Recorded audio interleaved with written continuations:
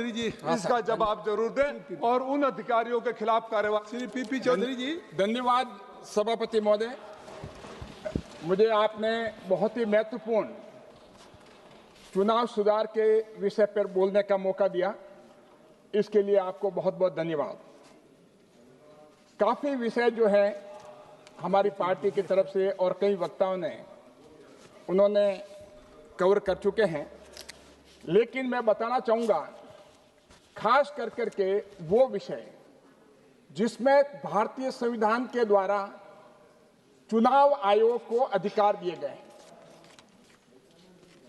जो कि मुझे लगता है कि राहुल जी ने अच्छी तरह से इसको देखा नहीं, और मुझे ये भी लगता है कि उनको ये भी पता नहीं है कि भारत के कॉन्स्टिट्यूशन में किस आर्टिकल के तहत में चुनाव आयोग को अधिकार दिए गए हैं। अगर हम देखें आर्टिकल 324, उसके तहत में जो एग्जीक्यूटिव पावर सेंट्रल गवर्नमेंट के पास हैं, वो पैरेलल पावर जो है, जिसको हम कह सकते हैं कि इंडिपेंडेंट पावर जो है, आर्टिकल 324 के तहत में चुनाव आयोग के पास में एग्जीक्यूटिव पावर है, और उस पावर को भारत के संविधान में ऐसी व्यवस्था की गई है कि उस पावर को पार्लियामेंट भी किसी भी एक्ट के द्वारा, चाहे वो 327 के तहत हो, चाहे विधानसभा का 328 के तहत हो, पार्लियामेंट अपने किसी भी एक्ट के द्वारा, पार्लियामेंट किसी भी लॉ के द्वारा 324 को कमजोर नहीं कर सकता, उसको अमेंड नहीं कर सकता। अगर 324 अगर अमेंड होता है, सिर्फ और सिर्फ 368 के तहत भारत का संविधान जब अमेंड होता है तभी हो सकता है, और वो भी सुप्रीम कोर्ट के जजमेंट के तहत में, क्योंकि ये चुनाव आयोग को जो पावर है वो हमारे डेमोक्रेसी का बेसिक स्ट्रक्चर का पावर है, वो भी अमेंड नहीं किया जा सकता। तो चुनाव आयोग को जो एग्जीक्यूटिव पावर है वो इमेंस है। हमें रिप्रेजेंटेशन ऑफ पीपल एक्ट को देखने के पहले हमें ये देखना चाहिए कि 324 में जो पावर है चुनाव आयोग के पास में, उन पावर को चुनाव आयोग जो है, जो revision of voter list intensive revision जो चल रहा है, तो ये जो है स्पेशल इंटेंसिव रिवीजन जो चल रहा है, ये 324 के तहत में चुनाव आयोग को पावर है, और किसी भी पार्लियामेंट भी बैठ कर करके उसको लिमिट नहीं कर सकती, उसको कमजोर नहीं कर सकती, उसको कम नहीं कर सकती। अगर 324 में आपके सामने 3 लाइन पढ़ के बताऊं, superintendence direction and control of election to be vested in election commission, the superintendent's direction and control the preparation of the electoral rolls. The preparation of the electoral rolls include a special intensive role, each and everything. It is so exhaustive that there is no need to go anywhere. We can see only in Article 324 the power of election commission is there. And at the cost of repetition, I am saying that this power of election commission under Article 324 can't be curtailed even under Article 327, because Article 327 specifically provides that Parliament can make a law, Parliament can enact a law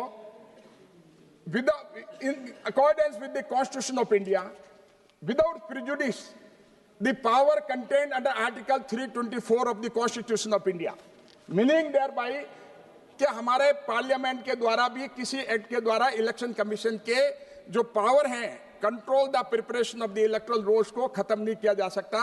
जो SIR का आप मुद्दा कह रहे हैं वो इसमें बिल्कुल क्लियर कट आता है। दूसरी बात आई उसके कॉन्स्टिट्यूशन का, कि जो मेंबर्स जो हैं, आप देखिए 2023 तक जब सुप्रीम कोर्ट का जजमेंट हुआ पहली बार, उसके पहले जो अपॉइंटमेंट जो थे वो on the aid and advice of the council of minister, president of India के द्वारा किया जाता था आर्टिकल 324(2) के तहत में। और कॉन्स्टिट्यूशन में साफ लिखा है कि ये व्यवस्था तब तक रहेगी जब तक पार्लियामेंट कोई लॉ नहीं बना ले। लेकिन उसके बीच में 2023 में सुप्रीम कोर्ट ने, क्योंकि पार्लियामेंट ने उस समय कोई लॉ नहीं बनाया था, तो सुप्रीम कोर्ट ने अपने जजमेंट के द्वारा कहा, जो कि सब मिस रीड कर रहे हैं, मिस इंटरप्रेट कर रहे हैं और गलत बता रहे हैं, लेकिन उसमें साफ कहा जब तक ये पावर पार्लियामेंट की है, लेकिन क्योंकि ये फील्ड अनऑक्युपाइड है, आपने तो उनका सुना, वो आपका सुनने के लिए है नहीं। और पार्लियामेंट ने लॉ बनाया नहीं है, जब तक पार्लियामेंट लॉ बनावे तब तक जो है ये हम व्यवस्था दे रहे हैं। कमिटी जो है prime minister of India, chief justice of India और अपोजिशन लीडर ये रहेगा। उसके बाद में जब उन्होंने कहा कि ये व्यवस्था तब तक ही होगी जब 2023 में ही पार्लियामेंट ने एक्ट बना लिया, पार्लियामेंट ने लॉ बना लिया, उस लॉ को यहां बैठ करके लोगों ने बनाया और वही लोग वापस कह रहे हैं कि ये कैसे हो सकता है। ये पार्लियामेंट का लॉ है, एक्ट है, एक्ट के तहत में कमेटी कॉन्स्टिट्यूट हुई है और कमेटी तो अब हुई है 2023 में, लेकिन 23 के पहले 1950 से लगा करके इलेक्शन कमीशन की जो नियुक्ति होती थी वो प्रेसिडेंट ऑफ इंडिया के तहत उनके द्वारा होती थी, लेकिन अब उनको गाइडेंस देने के लिए उस कमेटी में प्राइम मिनिस्टर ऑफ इंडिया और अपोजिशन लीडर साथ में, ऐसा नहीं कि उनको नहीं रखा है। और उसके बाद में एक कैबिनेट मिनिस्टर, तीनों की कमेटी बनी है, उसके आधार पे ये होता है। तो इससे साफ जाहिर होता है कि ये जो कानून जो है उसको पढ़ना नहीं चाहते, जनता को जो है एक गलत मैसेज देना चाहते हैं। और अगर ये होता, अगर आपको तकलीफ है तो आपने केस सुप्रीम कोर्ट ने लगा रखा है, आप वहां पर जाकर के बात करिए, एक्ट आपने चैलेंज कर रखा है और सुप्रीम कोर्ट ने उस पर कोई स्टे नहीं दिया है। और उसके बाद में जो पार्लियामेंट की जो पावर जो है 324 की, मैं आपको सभापति महोदय बताना चाहूंगा कि अगर आप देखेंगे कि डॉक्टर BR अम्बेडकर जी ने भी, उन्होंने आर्टिकल 324 के जब उनके कॉन्स्टिट्यूएंट असेंबली में भी उन्होंने कहा कि ये जो इलेक्शन कमीशन है वो एग्जीक्यूटिव पावर से इंसुलेटेड है आर्टिकल 324 में।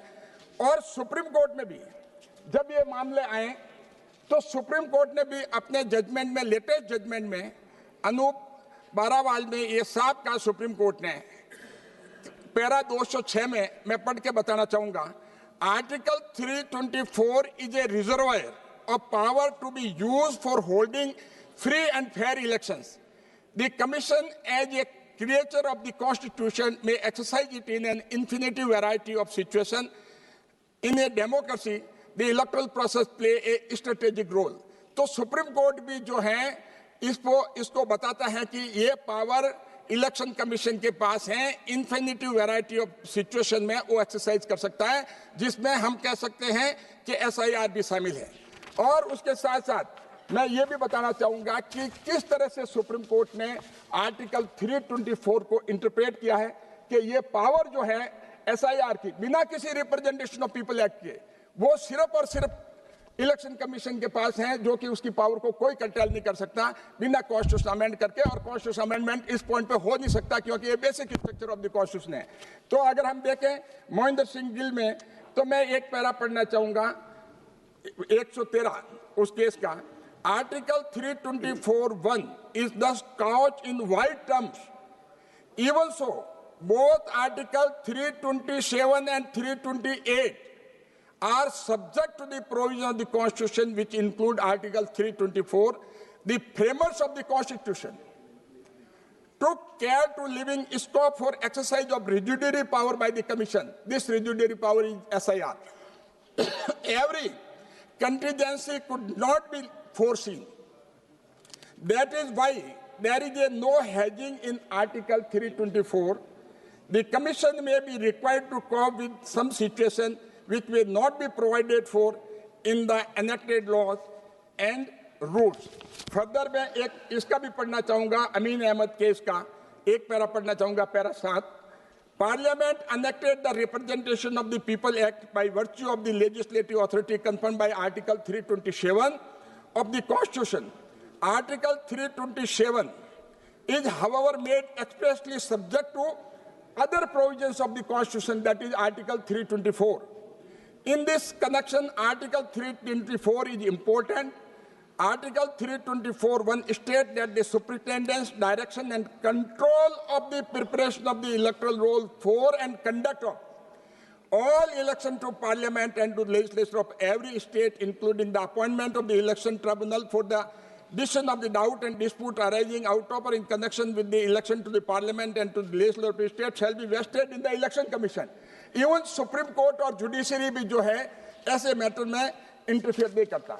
तो मैं ये बताना चाहूंगा सभापति महोदय, हमारे विपक्ष के नेता, लीडर ऑफ अपोजिशन, उन्होंने कॉन्स्टिट्यूशन की किताब तो रख दी दुनिया को दिखाने के लिए, लेकिन उनको कॉन्स्टिट्यूशन के बारे में आज अगर होते तो हम पूछ लेते हैं कि आप आर्टिकल 324 का स्कोप और स्पिरिट क्या है, तो अभी पता लग जाता है कितना है। तो सिर्फ कॉन्स्टिट्यूशन किताब रखने से नहीं होगा। बाबा साहब ने कॉन्स्टिट्यूएंट असेंबली में क्या कहा और कॉन्स्टिट्यूशन में क्या है, स्पिरिट, ऑब्जेक्ट और इंटेंट क्या है और इलेक्शन कमीशन का पावर क्या दी हुई है, ये जानना जरूरी है। सिर्फ एक वर्ड रट जाना कि चोर, वोट चोरी और SIR नहीं हो सकती है। इसी वजह से वो हमारे मेघवाल साहब ने सही कहा कि जो धूल जो है वो आईना पे नहीं चेहरे पे है। तो जब तक वो साफ नहीं करेंगे चेहरे की धूल, तब तक तो ये बीजेपी को हिला नहीं सकता। और जब उनको समझ में आ जाएगी धूल चेहरे पे है, उसको साफ पहले करनी है, जब ये पता लग जाएगा तो फिर ये सब कुछ हो जाएगा।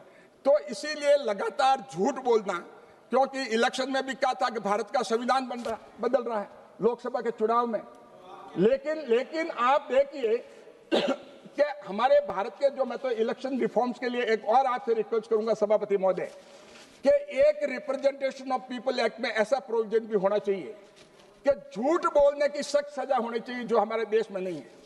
कोई भी कुछ भी बोल लेता है, ऐसा रिप्रेजेंटेशन ऑफ पीपल एक्ट में पार्लियामेंट को इलेक्शन रिफॉर्म के तहत में ऐसा कानून लाना चाहिए जो कि झूठ बोलने की सजा जो है उसकी मेंबरशिप जो है, चाहे लोकसभा का हो चाहे विधानसभा का हो और चाहे किसी तरह का रिप्रेजेंटेटिव जहाँ रिप्रेजेंटेशन ऑफ पीपल एक्ट लागू होता है, उसकी सदस्यता जो है खत्म होने का इसमें प्रावधान रखा जाना चाहिए। सभापति महोदय, मैं ये भी बताना चाहूंगा कि इसके साथ साथ जो पावर जो है, क्योंकि इलेक्शन कमीशन को एक इंडिपेंडेंट माना है, सुप्रीम कोर्ट को, जुडिशरी को, सुप्रीम कोर्ट, हाई कोर्ट को इंडिपेंडेंट माना है, उनके जजेस का इम्पीचमेंट का बिल्कुल अलग से प्रोसीजर है। इसी तरह से election commission, chief election commissioner हो या इलेक्शन कमिश्नर हो, उनके लिए भी वही उसी तरह का प्रोसीजर किया है इम्पीचमेंट के लिए। तो इसीलिए कंप्लीटली जो है उनको प्रोटेक्ट किया है। वो इंडिपेंडेंट ऑथोरिटी हैं, वो इंडिपेंडेंट ऑथोरिटी, क्योंकि मैं ये भी बताना चाहूंगा, इंडिपेंडेंट ऑथोरिटी होने से हमेशा इनको तकलीफ आई कई जगह। राजीव गांधी जी को भी आई कुछ इलेक्शन कमिश्नर से। तो इम्पीचमेंट के अलावा अब जो SIR की जो बात कर रहे हैं, तो अगर इनसे सवाल पूछे सिर्फ सीधा कि जो मतदाता, अब आप देखिए 2002 के बाद में जो अर्बनाइजेशन हुआ, कई लोग शहरों में बसे, पूरा ग्लोबलाइजेशन की वजह से कई लोग जो हैं एक स्थान से दूसरे स्थान पर गए और वहां पर ऑर्डिनरी रेजिडेंट नहीं है, जो कि रिक्वायरमेंट है, सिटीजन और ऑर्डिनरी रेजिडेंट। इसमें कई लोग ये कंफ्यूज करते हैं, उसमें दोनों रिक्वायरमेंट है कि वो सिटीजन भी होना चाहिए, ऑर्डिनरी रेजिडेंट होना चाहिए। ऑर्डिनरी सिटीजन तो ये है कि वो वोटर कहीं का हो सकता है जहां का ऑर्डिनरी रेजिडेंट हो। तो अगर वहां का ऑर्डिनरी रेजिडेंट नहीं है और उसका वोटर लिस्ट में वहां पर नाम है और दूसरी जगह 20 साल, 25 साल, 30 साल पहले शिफ्ट हो चुका है और वहां भी नाम है, तो कहने का मतलब है कि उसके जो डुप्लीकेशन है नाम की, उस नाम को ठीक करना या नहीं करना। जैसे राहुल जी ने बता रहे थे कि अपने उनके कांग्रेस के हमारे मित्र सब फोटो बता रहे थे कि ये ब्राजीलियन लेडी है, इसका इतनी बार जो नाम यहाँ हो गया है। इन चीजों को जो आपके समय से गलतियां हुई है, जो 2014 के पहले आपने वोटर लिस्ट को जो बिगाड़ रखा है, उसको ठीक करने के लिए एक SIR जो है ये बहुत जरूरी है, देश हित में और पब्लिक इंटरेस्ट में। और जो मतदाता मर गए, जो डेथ हो गई है, क्या उनको उस लिस्ट में रखना चाहिए जहां पर 22 लाख मतदाता जो है बिहार में जो ऑन रिकॉर्ड है वो मर चुके हैं, लेकिन ये चाहते हैं कि ऐसे लोगों के नाम वहां पर लिस्ट में रहे जिससे ये फर्जी मतदान कर सके, जो इनकी आदत पड़ी हुई है लगातार।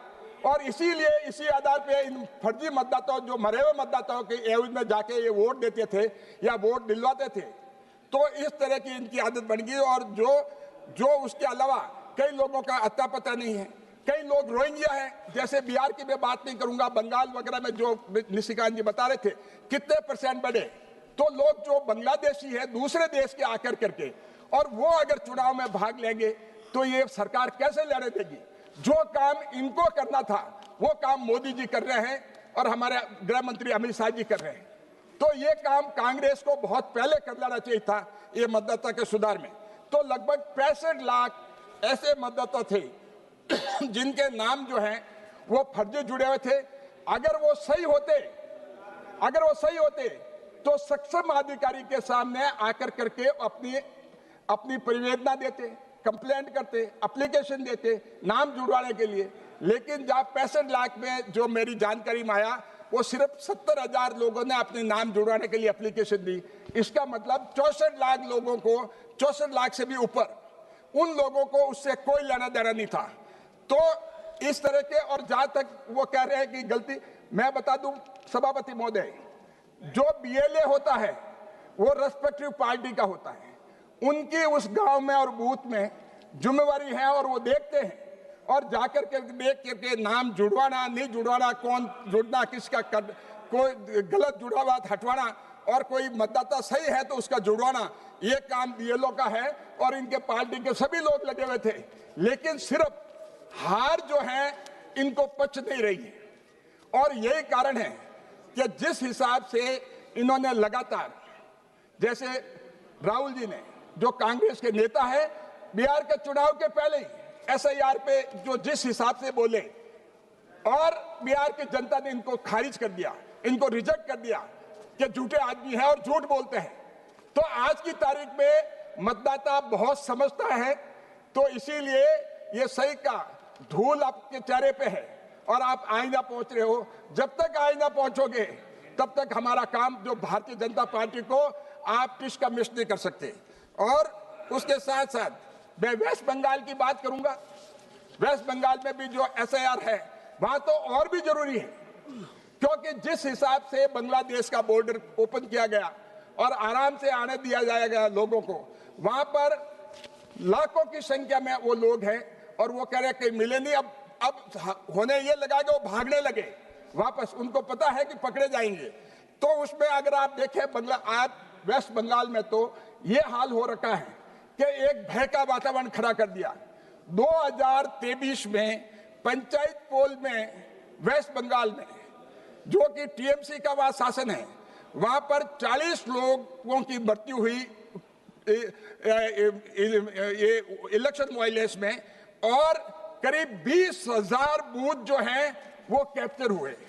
और यही नहीं, मैं सभापति महोदय आपको बताना चाहूंगा कि किस हिसाब से अभी जो एक्ट की बात की हमारे कांग्रेस के मित्रों ने कि एक्ट 2023 में जब प्रावधान है स्पेशली, और जब आप सुप्रीम कोर्ट में चैलेंज है और आपको पता है और आप वहां जाते हैं, तो जब पार्लियामेंट ने जब लॉ पास कर दिया तो यहां पर बोलने का कोई औचित्य नहीं है। पार्लियामेंट का काम पूरा हो गया, पार्लियामेंट कुछ कर नहीं सकती। पार्लियामेंट ने जब मेजोरिटी से लॉ पास कर दिया तो अब सुप्रीम कोर्ट उसको देखेगा। और सुप्रीम कोर्ट ने भी पहले ही कह दिया कि ये व्यवस्था जो हम दे रहे हैं जजमेंट के द्वारा, वो दे रहे हैं जब तक पार्लियामेंट कानून नहीं बनाती, क्योंकि भारत के संविधान में साफ लिखा हुआ है, इंडिकेट किया हुआ है कि जब तक पार्लियामेंट कानून नहीं बनाती तब तक हम जो दे रहे हैं कमेटी की व्यवस्था रहेगी। जो ही पार्लियामेंट कानून बना देगी तो उसके हिसाब से होगा। लेकिन सुप्रीम कोर्ट ने ये तो नहीं कहा कि आप कमेटी कैसे बनाएंगे, ये कहीं इंडिकेट नहीं किया। लेकिन ये जबरदस्ती उस बात को लेकर के चल रहे हैं जिसमें कोई सब्सटेंस नहीं हो। और मैं ये भी बताना चाहूंगा सभापति महोदय कि जिस हिसाब से ईवीएम और बैलेट की बात करते हैं, जैसे हमारे पूर्व वक्ताओं ने बताया, ईवीएम जो है वो अभी से नहीं है, ईवीएम बहुत पहले से, और ईवीएम जो है 2014 से बहुत पहले से। लेकिन जब तक ये चुनाव जीतते रहे 2014 के पहले, उस समय ईवीएम में कोई गड़बड़ी हुई और उस समय ईवीएम का जो स्टैंडर्डाइजेशन था, जो टेक्नोलॉजी थी, कम थी, उस समय उनको कोई तकलीफ नहीं थी जब तक चुनाव जीतते हैं। लेकिन ये अजीबो स्टैंड है, अजीबो-गरीबो स्टैंड है, जब चुनाव हार रहे हो आप तो अपने आप को नहीं देख रहे हो कि हमारी गलती क्या है, कि जनता जो है देश की, वो इसमें अभी आपके बातों में आने वाली नहीं है।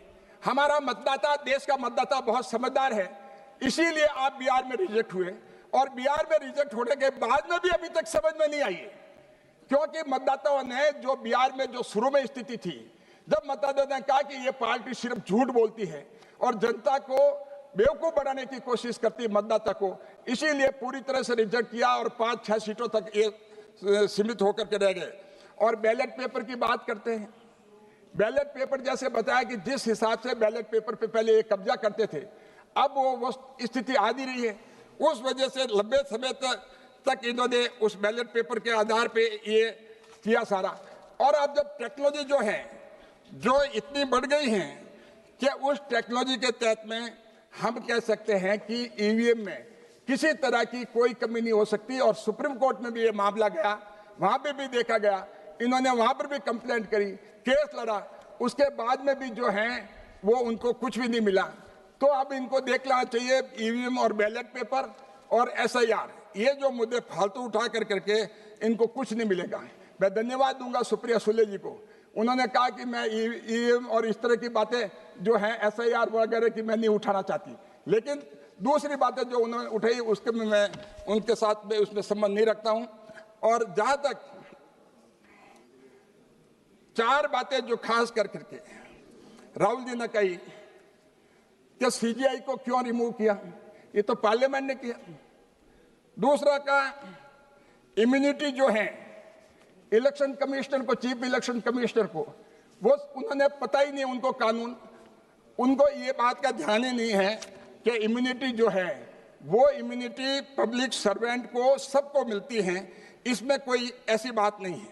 और सिर्फ उनके पास में एक ही बात रह गई, सिर्फ एक ही बात कहते हैं कि वोट चोरी, वोट चोरी। हमने आज उनका फिलोसॉफिकल भाषण सुना और भाषण सुनकर करके हमने कहा कि पहले कहाँ ले जा रहे ये और कहाँ ले जाएंगे। तो हालांकि कई लोगों को समझ में, मुझे कई मेरे मित्र कह रहे थे क्या बोल रहे थे, मैंने कहा वो क्या बोल रहे थे उनको खुद को भी पता नहीं, अगर बाहर जाके पूछ लो उनको भी पता नहीं वो क्या बोल रहे थे। तो जहां तक इलेक्शन रिफॉर्म्स की बात है, इलेक्शन रिफॉर्म्स, ये मेरे लास्ट पॉइंट है, मैं फिर समाप्त करूंगा। जहां तक इलेक्शन रिफॉर्म्स की बात है, कभी भी कांग्रेस ने इलेक्शन रिफॉर्म्स में प्रयास नहीं किया। दिनेश गोस्वामी कमेटी 1990 में रिपोर्ट थी, एनएन वोरा कमेटी की 1993 में रिपोर्ट थी, उसको कुछ नहीं किया। और मैं धन्यवाद दूंगा हमारे स्वर्गीय, हमारे पूर्व प्रधानमंत्री अटल बिहारी वाजपेयी, जब हमारे एनडीए सरकार थी उनके नेतृत्व में, तब धारा 333A representation of people act में जो अपराधी प्रकृति के लोग थे, क्योंकि इनके ये कभी नहीं चाहती थी कांग्रेस के जो अपराध करने वाले हैं वो अपना विवरण दें, लेकिन वाजपेयी जी ने इसमें रिप्रेजेंटेशन ऑफ पीपल एक्ट में अमेंडमेंट करके जो आपराधिक प्रवृत्ति के लोग थे उनका विवरण आज देना पड़ता है। उसकी वजह से पहले कितने भी लोग अगर पार्लियामेंट हो, मेंबर ऑफ पार्लियामेंट जो कि चाहे मर्डर किया हो चाहे कुछ किया हो, उसको डिस्क्लोज करने की जरूरत नहीं थी, लेकिन भारतीय जनता पार्टी की सरकार, एनडीए की सरकार ने ये पहली बार किया। और राज्यसभा में पहले जो है जिस हिसाब से चलता था एक तरह से वोट बिकने का, वो ओपन बैलेट कर करके ये बहुत बड़ा एक अपना आप में इलेक्शन सुधार का काम किया। और मैं सभापति महोदय ये भी बताना चाहूंगा, जो बात करते हैं चुनाव आयोग की एक कॉन्स्टिट्यूशनल संस्था के बारे में, उनके खिलाफ में बात करते हैं, मैं बात करना चाहूंगा कि राजनारायण वर्सेज इंदिरा गांधी में इलाहाबाद हाईकोर्ट ने इंदिरा गांधी का चुनाव भ्रष्ट आचरण की वजह से, fair and free election supreme court ने माना बेसिक स्ट्रक्चर है, और उस फ्री एंड फेयर इलेक्शन नहीं होने की वजह से, उनका भ्रष्ट आचरण की वजह से चुनाव रद्द हुआ। जब पूरे देश में आवाज उठी कि सियासत खाली करो, तो उन्होंने पूरे देश में इमरजेंसी थोप दी, और इमरजेंसी थोप के अपना चुनाव वैलिड कराने के लिए भारत के संविधान में संशोधन किया और यह लिखा कि प्राइम मिनिस्टर का और स्पीकर का चुनाव जो है उनका इलेक्शन चैलेंज नहीं हो सकता। आज तक इतिहास में कोई किसी देश में ऐसा कभी हुआ नहीं, लेकिन इस तरह का कार्य वो लोग जो ये बात कर रहे हैं, जब सुप्रीम कोर्ट ने, हमारी जुडिशरी इंडिपेंडेंट है, जब इलाहाबाद हाईकोर्ट ने फैसला दिया और उसके बाद में जुडिशरी ने, जब पार्लियामेंट ने अमेंडमेंट कर दिया कॉन्स्टिट्यूशन, उसको अपील किया, लेकिन जनता की अदालत में 1977 में जब इंदिरा गांधी गई तो उसके बाद में हमारी जुडिशरी से, पार्लियामेंट से, इलेक्शन कमीशन से भी ऊपर जो है वो जनता है, वोटर के पास गई तो बुरी तरह से 1977 में कांग्रेस को आउट किया जनता ने, इस आधार पे किया कि इमरजेंसी। तो आप सोच सकते हैं कि हमारे मतदाता जो है बहुत ही जागरूक है, समझदार है। ये कांग्रेस भूल कर रही है मतदाता को समझने की, ये अपोजिशन लोग जो हैं वो भूल कर रहे हैं, इंडिया अलायंस के लोग भूल कर रहे हैं। और मैं ये भी बताना चाहूंगा कि बूथ कैप्चर की परंपरा कांग्रेस में अभी की नहीं है, बहुत पुरानी नेहरू जी के टाइम की है। सबसे पहले बूथ कैप्चर का मामला जो है 1957 में ये हुआ था। और उसके बाद में आपको तो सभापति महोदय, आप तो बहुत सीनियर मेंबर हैं, आपको तो ध्यान है कि 1987 में जम्मू एंड कश्मीर में क्या हुआ, 13 इलेक्टेड मेंबर को किस तरह से थ्रेट और रिगिंग करके और इलेक्शन को पूरे कब्जे में करना, ये कांग्रेस की उनके डीएनए में है। और यही नहीं, चुनी हुई सरकारों को 356 लागू कर करके मोर देन 100 टाइम उन सरकारों को भंग किया और प्रेसिडेंट रूल लागू किया। और ये लोग बात करते हैं कि इलेक्शन कमीशन में कौन होना, कमेटी में कौन होना चाहिए, कौन नहीं होना चाहिए। अरे भाई आप तो हो, और उसके बाद में आपने तो ऐसी कमेटी भी नहीं बनाई, कभी एक्ट भी नहीं लाए, आज तक जो है वो प्रेसिडेंट ही करते थे। और जिस हिसाब से हम रिफॉर्म की बात करते हैं, मोदी जी के टाइम में जो रिफॉर्म हुए, नारी शक्ति वंदन अधिनियम 33% महिलाओं को रिजर्वेशन देने का काम किया है, तो प्रधानमंत्री मोदी जी ने किया। और यही नहीं, लागू अब होगा, लागू इस बार होगा, आप चिंता मत करो। और दूसरी बात, युवाओं की बात करते हैं। युवाओं का जो 18 साल की उम्र का है वो भारतीय जनता पार्टी से शुरू हुआ, लेकिन मोदी जी के टाइम में, क्योंकि 1 जनवरी को जो अगर 18 साल पूरी करेगा उसको वोट का अधिकार होगा, लेकिन पूरे साल तक अगर उसके 2 दिन पहले इलेक्शन हो जाए तो वो एलिजिबल नहीं होगा। लेकिन मोदी जी ने किया कि नहीं, इसकी एलिजिबिलिटी 4 स्टेप में करें। तो इसके लिए उन्होंने किया है कि 1 जनवरी, 1 अप्रैल, 1 जुलाई और 1 अक्टूबर, अब कभी भी जो है उस पीरियड में 18 साल का उसके पहले होता है तो वो वोट के लिए एंटाइटल होता है, नहीं तो उसको 5 साल के लिए इंतजार करना पड़ता। तो युवाओं के लिए अगर काम किया है तो प्रधानमंत्री मोदी जी ने किया है कि उनका भी पार्टिसिपेशन होना चाहिए, हमारे देश के भविष्य हैं। तो इस वजह से ये अपने आप में ये बहुत बड़ा काम हुआ है। और जिस हिसाब से चाहते हैं कि वन वोटर लिस्ट होनी चाहिए, 1 नेशन 1 इलेक्शन की जो बात है सभापति महोदय, ये अपने आप में बहुत बड़ा चुनाव का सुधार है। और इसमें गवर्नेंस का भी फर्क पड़ेगा, इकोनॉमिकली देश को करीब 5 से 7 लाख करोड़ रुपया 5 साल में फर्क पड़ेगा। लेकिन जब भी अच्छा चुनाव सुधार आता है, कांग्रेस और इंडिया अलायंस के लोग हमेशा विरोध करते हैं, ये कभी देश के हित में बात नहीं करते हैं। ये अगर बात करते हैं तो अपने हित में बात करते हैं, अपनी पार्टी के हित में बात करते हैं। और यही नहीं कि मोदी जी ने घर पे वोटिंग, हमारे पहली बार लोकसभा 2 मिनट मैं 7 बजे बिल्कुल खत्म कर दूंगा साहब, 7 बजे तक एक्सटेंड किया हुआ। और तो हमारे 2024 में लोकसभा का जो है इलेक्शन, उसमें दिव्यांग जो 40% जिनके दिव्यांग हैं, उसमें 90 लाख दिव्यांग को वोट देने का अधिकार मोदी जी ने दिया है। और बुजुर्ग जो 85 प्लस के हैं, उसमें 81 लाख बुजुर्ग जो हैं उनके घर जाकर करके वोट देने का जो काम किया है। और यही नहीं, और मैं बताना चाहूंगा, हमारे गृह मंत्री अमित शाह जी के तहत में जो नक्सल एक्टिविटीज जो पहले थी, 2009 में लोकसभा चुनाव के तहत में करीब 18 लोग मारे गए, 2010 में करीब 76 सीआरपीएफ के लोग मारे गए नक्सल के द्वारा। और हमारे गृह मंत्री अमित शाह जी के उनके स्ट्रिक्ट होने की वजह से, और उन्होंने सरेंडर किया, माओइस्ट जो सरेंडर किया 210 लोगों ने अक्टूबर 2025 में किया, और नक्सल ने 1225 लोगों ने 2025 में किया। और ये सारे लोग जो हैं वो चुनाव में किसी न किसी तरह से गड़बड़ी करते थे, बूथ कैप्चरिंग करते थे। और यही नहीं, 2023 में 40 गांव ऐसे थे जो मतदान 40 साल के बाद में हुआ, ये पीपी और कुछ चौधरी गांव साहब ऐसे हैं। थे पीपी जो चौधरी साहब 1947 के सुप्रीम बाद कोर्ट के वकील में हैं। पहली बार मतदान हुआ। तो मैं कह सकता हूं सर, और इलेक्शन कमीशन ने, मैं धन्यवाद देता हूं इलेक्शन कमीशन को ये कि सुप्रीम उन्होंने, कोर्ट में 2 इलेक्शन घंटे कमीशन बोलते ने हैं। 2025 में करीब 28 सुधार किए हैं, और सभी पार्टी, पॉलिटिकल पार्टी से मिलकर करके, एक और घंटा और सुनना है इनको। हो गया सर। एक घंटा और और मैं सुनना है क्या? यही बताना चाहूंगा कि हमारा चाहे एक बूथ है, एक बूथ पे एक वोटर है, वहां पर भी वोटर को अधिकार दिया गया। तो मैं बहुत बहुत अध्यक्ष जी आपका धन्यवाद करता हूं, आपने मुझे बोलने का मौका दिया चुनाव सुधार में। लेकिन एक मैं रिक्वेस्ट करता हूं, जो आप भी परेशान रहते हैं हमेशा, जो झूठ बोलने की आदत है, वो रिप्रेजेंटेशन एक्ट में एक सुधार होना चाहिए, अमेंडमेंट होना चाहिए कि झूठ बोलने के आधार पे उसकी सदस्यता चली जानी चाहिए। अगर ये हो गया तो कोई झूठ नहीं बोलेगा और गुमराह भी नहीं करेगा। सीनियर एडवोकेट पीपी चौधरी जी ने सदन के अंदर सारे विषयों को रख दिया है, इसलिए सदन की कार्रवाई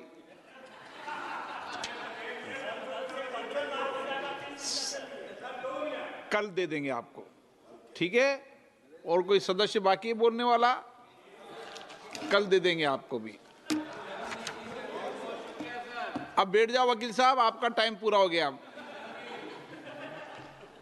बोलते ही सदन से जाते नहीं है। ये जैसे ही सदन में अपना बोला और भाषण में चले जाना, ये अच्छी परंपराएं नहीं है। अच्छा, सभा की कार्रवाई कल बुधवार दिनांक 10 दिसंबर 2025 को प्राप्त 11 बजे तक के लिए स्थगित की जाती है।